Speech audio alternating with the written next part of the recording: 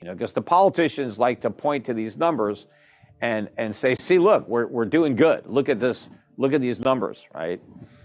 And to me, it's almost like, a kid who's, grading his own report card, telling his parents, look, I got all A's. Yeah, well, I mean, if you graded yourself, what does that mean, right? Did you actually learn anything? Probably not. And so we're letting the politicians grade themselves because the government comes out with their own report card. And then we're surprised that there's good grades there. But they constantly change the methodology for how they calculate everything. And they do that to make the numbers look better. So do you think the labor market is to blame for it, Peter? What do you mean? Well, considering that we have, all kinds of people that are not working, are there not enough jobs for people to go to? Or is it, as you're saying, basically the change in tax rate from going to welfare to work, the major issue, or let's say the major obstacle for getting these people back to work? Yeah, I mean, for a lot of people, that is a problem. Other people just don't even have the skills for the jobs that are available. And a lot of the unskilled jobs are not there because the minimum wage and other rules and regulations basically eliminate a lot of those jobs. I mean, you experience this in life where, a lot of things are automated, a lot of things are now self-serve, where, human beings could be doing a lot of these things. It would be a more pleasant experience if there were more human beings involved. But the government has made hiring those people too expensive.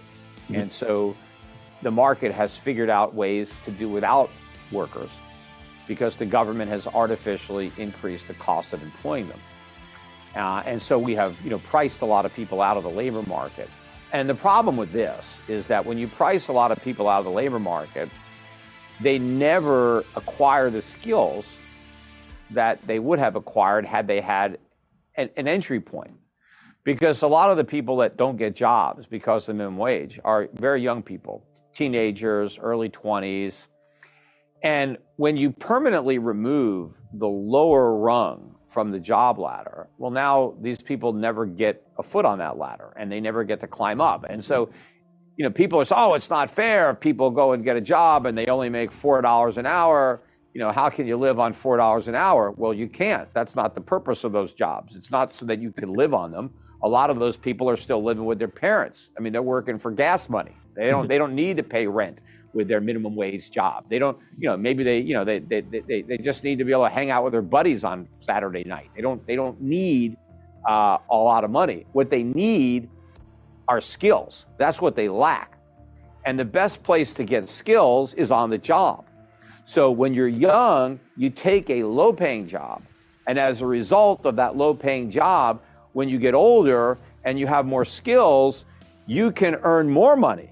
Then you move out of your parents' house. Then you can get married and have a family because you're no longer at a low wage because you are more valuable to employers because you've acquired a lot of on-the-job experience and now you're more valuable, right? But what the minimum wage law does is it makes it impossible for those young people to get that job, to get those extra skills. So when they're in their 30s and their 40s, they're still unemployed and they still have no skills. So, they're just a permanent underclass and maybe they turn to crime or something like that. But it's very unfortunate that the government has done this to people. Mm-hmm.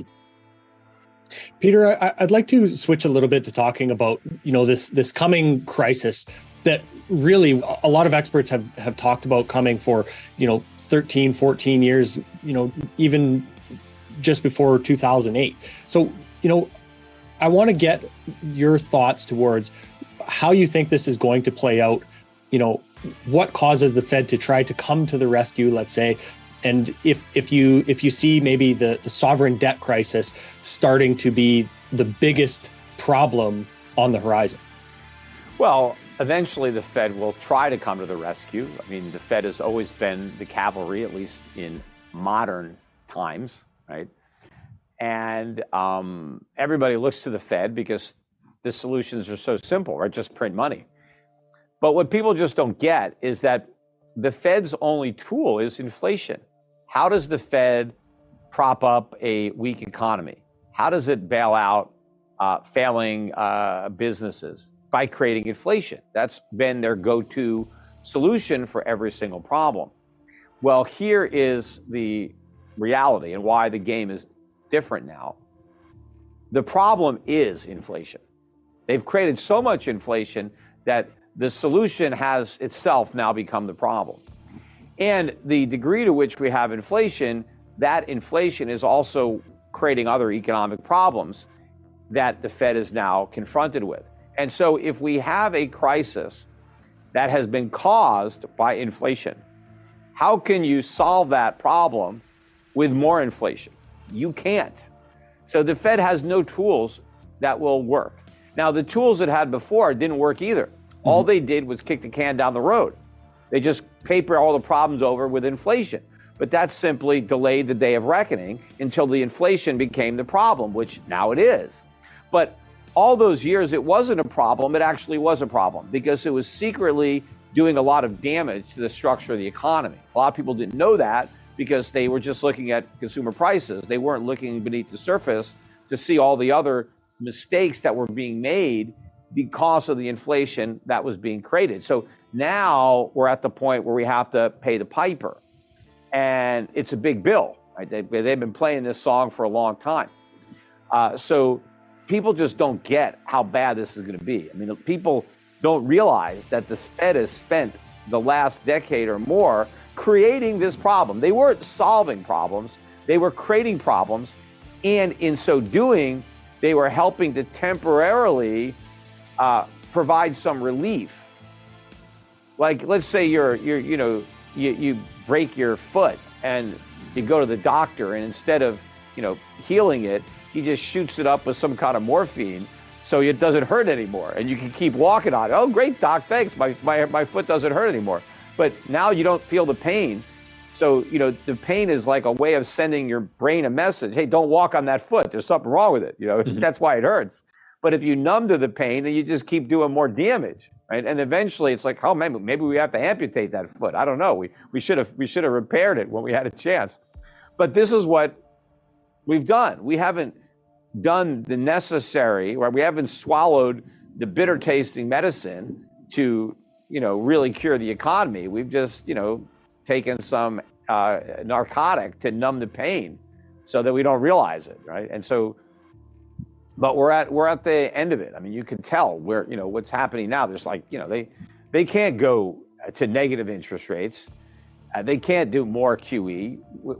The whole thing is blowing up. That's why inflation is as high as it is. It's a sign that we've reached the end of the road. Well, as we think about how the last part of this bubble has been blown up, would it have been a better idea to let every individual state fund their relief efforts for COVID rather than the Federal Reserve coming to the rescue?